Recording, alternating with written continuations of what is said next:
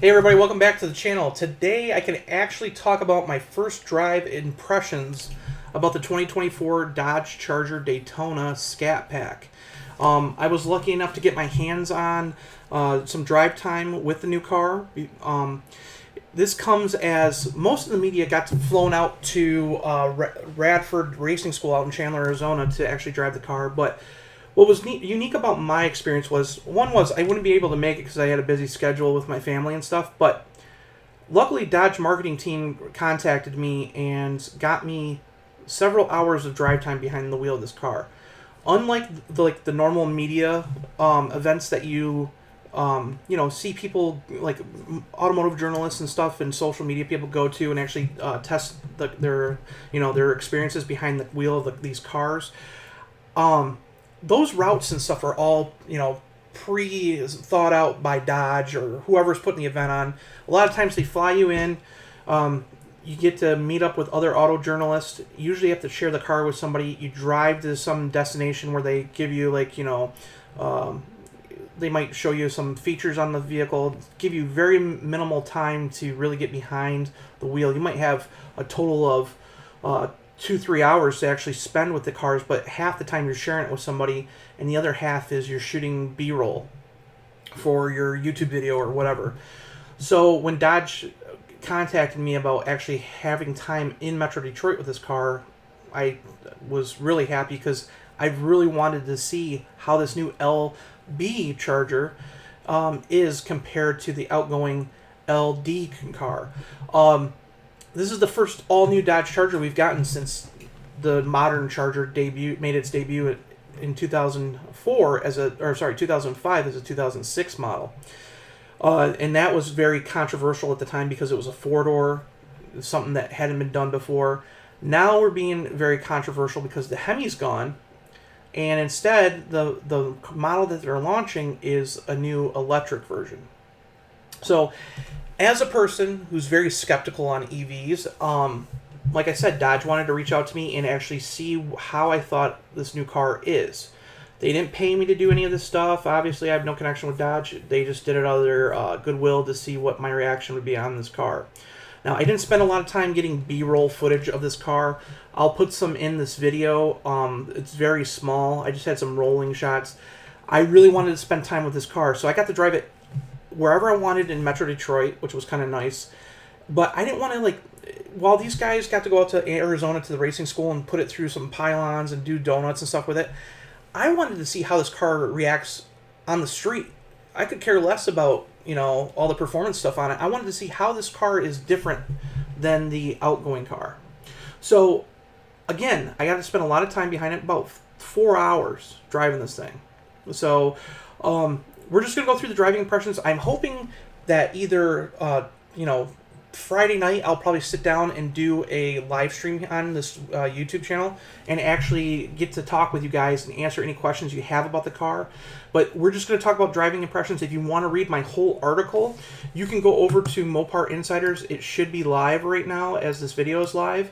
Breaking the embargo, or not breaking the embargo, but now that the embargo is lifted, and you can read all of the details of what the exterior styling is, interior styling of the car, the performance of it, and all that. But I just want to talk about driving impressions right off the bat. The first thing I'm going to say about this new car is it being electric, we knew it was going to be performance driven. It's going to take and beat up probably everything that Dodge had made up until this point, except for maybe a Hellcat Red Eye and a Demon 170. It's got 670 horsepower because of the Stage 2 programming on it, but the 670 horsepower only really applies to drag mode. In track mode, it uses about 620 horsepower, but you do have that power shot button where you can hit it, and it will actually scramble the computers and give you an additional 40 horsepower, so 660 on the track for about 10 seconds. But drag mode gives you the full-out power of this car.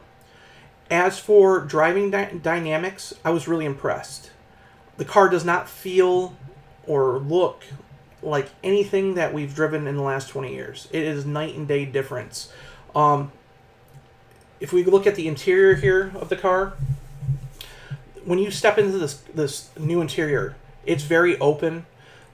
Everything has really good materials. The only thing I can complain about with material-wise on this car is the fact that it has these haptic touchback buttons underneath the Uconnect system, and they're very like cheap feeling. They don't really do nothing. I wish they would have changed them and put maybe a rubber material or something on them with a little more feedback to them.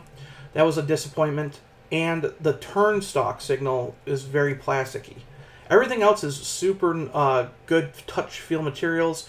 I was really impressed with that overall. The car is so much more open. The windows don't give that chopped look. You can actually see out and over the hood. The visibility from the B pillars forward is amazing. The only real part that you will have hard of seeing out is the hatch glass in the back. It's no different than the outgoing Challenger, I would say. But thanks to the 360 cameras, that fixes that. The new, like I said, there's a lot of new features, and I'll go through those in a different video. But as for driving, the car, because it's an EV, you have that big battery pack down low, and driving dynamics are super. Tremendous. This thing doesn't drive like any Charger that we've had before.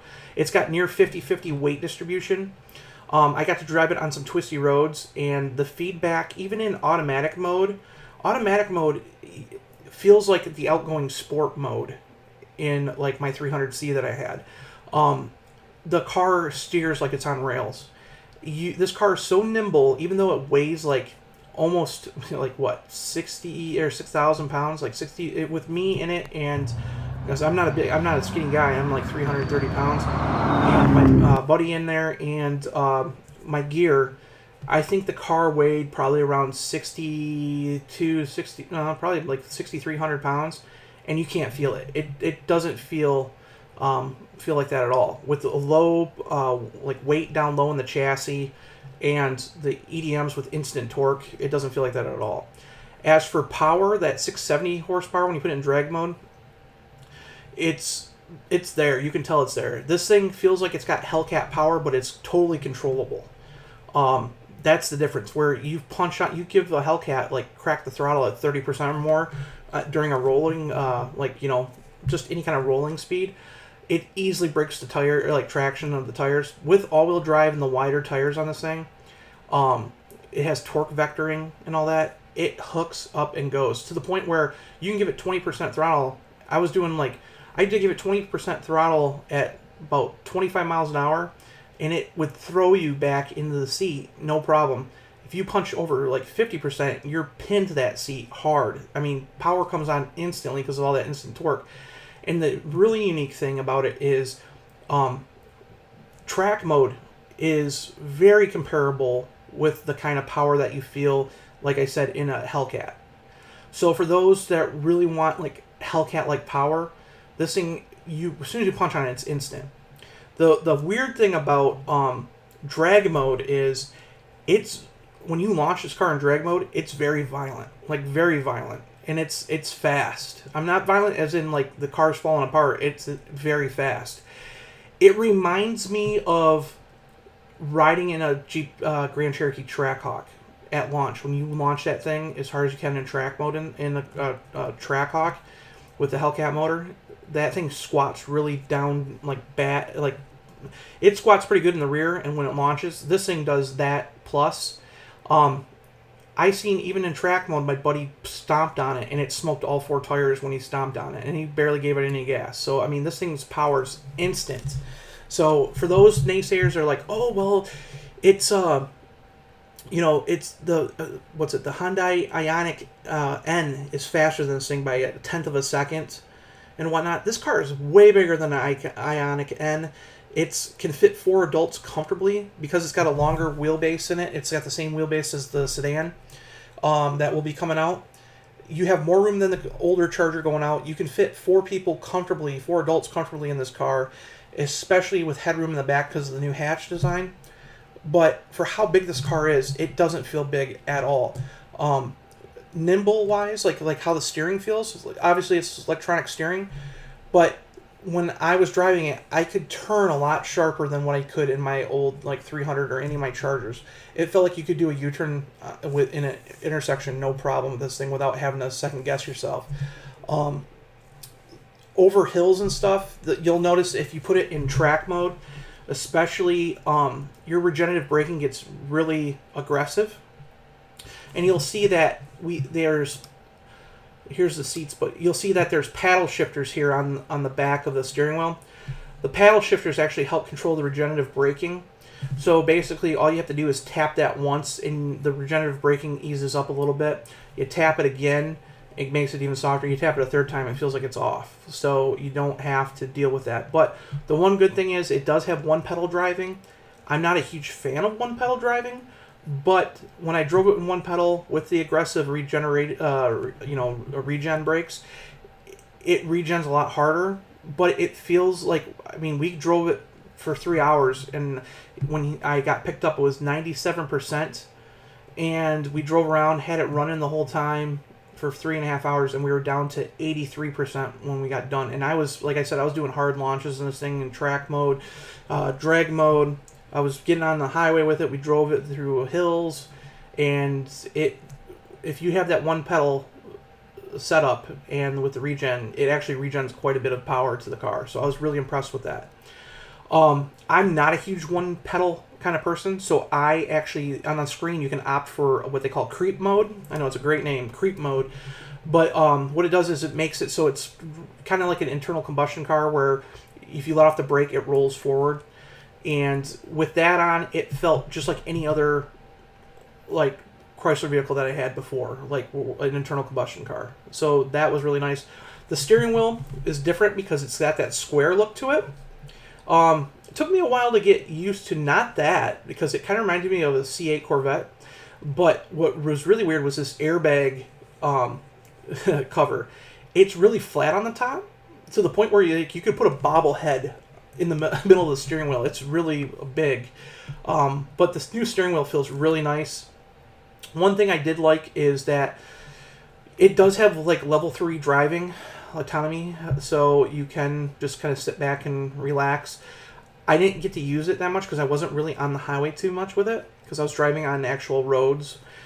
But one thing I did like about this car is that they moved the drive modes to the steering wheel. So if you look down on the left side, you'll see drive modes. If you press that middle drive mode button, you open up the Uconnect screen to the drive mode screen instantly. And you can select back and forth, left or right, and it will go through on the digital cluster what drive mode you're in. So you have custom, you have wet and snow, auto, sport, track and drag in this car. And you also have eco mode. But usually in this car, for some reason, eco mode wasn't working unless you put it in wet and snow. This car had just received a flash too the day before, so hopefully that gets fixed. But other than that, there really wasn't any problems with any of the software in this car. So I was really impressed. The other thing that, like I said, the only thing I really didn't like about the interior was, like, fit and finish wise, was these haptic touch buttons underneath the Uconnect system. It kind of feel like cheap. You notice that they still have knobs on the side of the stereo, but they still have like haptic feel on the stereos now, kind of like how the Wagoneers do. That's something that they're going to. I'm not a huge fan of that. I like physical buttons, but they're still buttons, but they're haptic buttons, and that was really the kind of only thing I really did not like about the interior. I will tell you that the new carbon fiber dash inlays look really good. It's real carbon fiber. It's not fake. There was one little flaw in the carbon fiber that we've seen on the one that we had, because it's a fast feedback car. But it was kind of neat to see that, because it's real carbon fiber. It's not like like fake carbon fiber. You can also see that this car, like all the cars, will have electronic door openers on them now. The weird thing is, it's put where it sits on the doors. You're not used to it, and you kind of have to hunt for it. I'm sure if I drove the car more, it would be easy to do. But if those don't work, right in front of it, where the cup holder is in the door, there is a handle that you can reach up and pull, and it will mechanically open the door. So don't think that that's going to fail and you're not going to be able to get out of the car. There's options to get it out of the car. I'm not a huge fan of tablets, but these tablets were really nice. if you look at this one, you can kind of notice it's tilt forward a little bit for the driver. You can see the Uconnect system, the infotainment system over there. It's tilt not only to the side, but it's tilt back. So view of the stuff is really good. You can see that it's still like a typical Chrysler Group vehicle. It has the radio controls on the back. The one thing also I didn't kind of like about the exterior or the interior of the car was the fact that it doesn't have a joystick for the tilt and telescopic steering wheel. Instead, it's got this button now that's like a plastic button. I missed that joystick. It was easier to find. That really was kind of something that I kind of was being kind of picky about. The new hatch design works good. Overall, the car is a lot stiffer. Driving it on the road, you'll notice that unlike the old cars, even though the cars have been dialed in for 20 years, this new car can hit rough Michigan road like potholes and bumps and railroad tracks and stuff, and it doesn't rattle. I was really impressed with that, considering it's a unibody car. It with that long wheelbase and stuff. There's stuff that you can't avoid in the road, culverts and stuff. I had them doing like 40 miles an hour and nothing. There was hardly any noise in the car. So as for ride, it's very comfortable. It didn't matter what mode it was in. The Bilstein shocks, they're adaptive. It's just like the outgoing car that way. You can make the car really soft in auto, and you can make it really stiff in drag mode or track. So it just depends. I know a lot of people that had Hellcats like to drive it in track mode. I found sport mode to be probably the most comfortable to drive it in. It kind of was like that mid, not too soft, but not too hard, and it was just perfect for driving. So, as for other notes, if you go on to my driving experiences, I'm just going to read through them real quick because there's a lot of things that I'll probably miss. I talked about driving over holes and stuff that it did it no problem. The car absorbed the bumps with grace, eliminating the rattles that plagued older models. It feels solid and composed. For twisty roads, the Scat Pack's agility stood out. Obviously, when you consider the curb weight, it was about 6,200 pounds with me and all my stuff in it and a passenger. And it didn't feel like it was heavy at all. Performance-wise, obviously, with that instant torque, the acceleration is ferocious. It is. It could if you put it in track mode and put your foot down about 50%, it will slam you into the back of your seat just because of how instant the torque is. If you have an older Hellcat, this car you will actually really like because the power delivery is very similar. It's just like I said, this is a lot more controllable. And it did remind me of doing launches in a Jeep Grand Cherokee Trackhawk. So, again, here I go in about the Ioniq N. It might be faster and whatnot, a tenth of a second faster, but this car is way bigger, way more sporty, a lot more room. The Fratsonic chambered exhaust, I went through all the details on there about how, what it sounds like, all the different modes and how it works.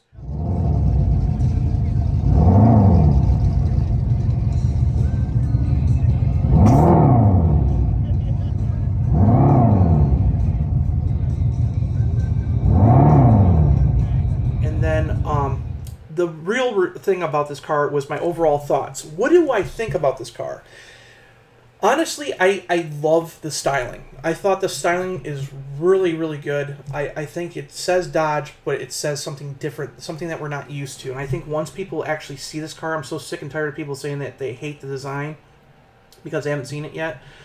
I think once people see it, they'll end up loving it. I think this car will probably gain just as many lovers as the outgoing cars did.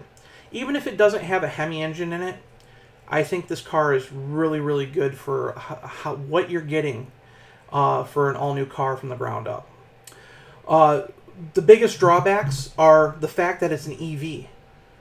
I know I said I'm a skeptic of EVs, and this car basically says it. The really impressive thing is that, like, this 400-volt architecture is capable of using a level 3 DC charger, fast charger, and can go from 20 to 80% in 24 minutes. I mean, that's pretty dang good. But the problem is like, well, it's, if you think about it, it's like 8.1 miles per minute. But that has to be with a 350 kilowatt fast charger. The problem is in Michigan, we don't have the infrastructure like California does. And even though we have the big three here and they're putting more stations in, not a lot of them are fast charging stations. And when you do find a fast charging station, my buddy who was with me said that he's hard pressed to find one that's actually working. About over 30% of the time he actually goes to fast charge something, he'll get there and it's either broke or, it won't connect for some reason. And it's not the car's fault, it's the charging station's fault. So a lot of times he just charges at home. He doesn't really have to drive much except for to meetings, and this car goes to like dealerships for fast feedback and stuff. But the thing is like, if it had a better charging like infrastructure like we do, like if we had a better charging infrastructure for fast charging, I could see this being way more popular with people. With the terms of performance and stuff, it would make a lot more sense, but it's just the fast charging infrastructure is terrible, especially in Michigan. California and CARB states that really are pushing EV stuff and where they have a better infrastructure, this car is definitely for them. I think that they will have no problem adapting to this car. I think this car definitely has a market for it. It's just trying to, like I said, get them in the dealers. But unfortunately right now, like Stellantis doesn't have the rights to use Tesla's supercharging stations, and Ford and GM do. So hopefully they'll get that soon, but yeah. And like I said, the Charger Daytona's appeal would undoubtedly skyrocket if a robust network existed. And it's true. I said perhaps this issue would be less pronounced in EV-friendly states like California, where infrastructure is far more developed. The second thing that I didn't like is the price. Well, this car had every option on it. It was $85,000. And that, with the name Scat Pack, the Scat Pack was supposed to be like the working man's muscle car. Like, it's supposed to be the affordable, high-performance car. And unfortunately, with this electric version, like all electric cars, we're seeing it's expensive. Now, Dodge is offering 0% financing for 72 months. Well, that sounds very appeasing. The only problem is it's still out of reach for most people and most enthusiasts. So, looking forward to 2025, Dodge is going to, these cars are pre-configured, so they only have certain packages you can get, equipped with, where in 2025, you'll be able to build your own. So you can build a base model Scat Pack, and it should be a lot cheaper, like within the 60s. So that will be beneficial to some that just want the performance but don't need all the gadgets. So that's a good thing. So we're going to look forward to that. Another thing that really would keep me from buying this car is how the EVs right now are doing on the used market. This car being $85,000, that's a huge investment. And a lot of EVs, like your Ioniq N or your Ford Mustang Mach-E, lose about 50% of its value in almost a year. So EVs lose their value faster than an internal combustion car by far. So I kind of hesitate on buying a new one if I'm going to find out that it's going to drop that much value. And if it was me, I would wait a year or maybe a two until somebody has a lease that turns in. And on the second-hand market, if it's going to lose that much value, then if I could get this car for like $50,000, oh, this car is totally worth $50,000. No problem. Hands down, it's worth $50,000. It's worth $55,000 with the performance that it has. But $85,000 is kind of pushing it. I'd love to see Dodge kind of come down in price on this thing. I think it needs to, but price is a big one. Even if you have perfect credit, you're still looking with $55,000. You're looking at it right now with interest rates the way they are, over $1,000 payment. So, the thing is like despite the challenges that this car has, it does have a significant place in the Dodge lineup, especially even with like Trump coming into office in January. Like I said, those CARB states are still going to continue on pushing, like by 2032, you're not going to be able to get an internal combustion engine car. Your 20% of the sales are going to be plug-ins, and the rest are going to be EVs out there in California. So this car definitely has a whole reason why it's in the lineup. Like I said, as for people accustomed to EVs seeking a Hellcat level of performance, and if they have, especially if they have home charging solutions, the Charger Daytona Scat Pack would be an excellent daily driver for them. It's got bold design, a really comfortable interior, a versatile hatchback layout, which makes it really practical for everybody. And like I said, you can fit 4 adults in it, no problem. But at the end of my article, I pretty much lay out how I really feel about this car. Is it for me? No, because obviously the charging situation is what holds me back. But what this car did do to me is it made me more excited for the upcoming 2025 Dodge Charger 6-pack models. And basically I say it, if Dodge delivers on the promise of offering these 420 and 550 horsepower internal combustion options that blends the Daytona's like driving dynamics, it's going to be a little different because how the weight's going to be. But if it has that look, if it has that interior feel, and if it has those same kind of driving dynamics, it's going to be a game changer, even without the Hemi engine. No doubt about it. I think people, once they sit in these cars and actually see them for what they are, they're going to say, they're going to overlook the Hemi part about it. It's not to say that a Hemi couldn't come back in the future, but right now that's not happening. So I just think once these cars get in the dealers, that's going to be the biggest problem right now, is getting these cars to dealers and having people sit in them and stuff. But once that's done, I think people are going to really love this car. I as a diehard Mopar guy, and especially a V8 guy, I miss the V8 sound. But this car definitely has the performance to really live on in the Dodge lineup. I don't see that being a problem at all. It's just the simple infrastructure problems that we have depending on the state that you live in and the cost that is challenging this car from really being something.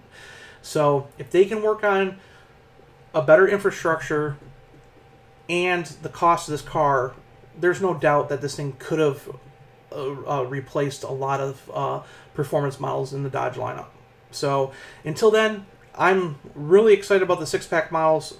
Hopefully soon we're supposed to be getting one of these cars, I'm supposed to be getting one of these cars for a week, to actually drive as a daily driver for a week instead of spending just a couple hours in. So I'm looking forward to that. I hopefully will also be getting time with the new 4-door model Daytona once that comes available after in a few months. So I'm looking forward to that as well. But ultimately, internal combustion wise, after driving this car, I'm really excited about the 6-pack models. So stay tuned. I'm gonna be, like I said, I'm gonna do a huge live stream probably tomorrow night.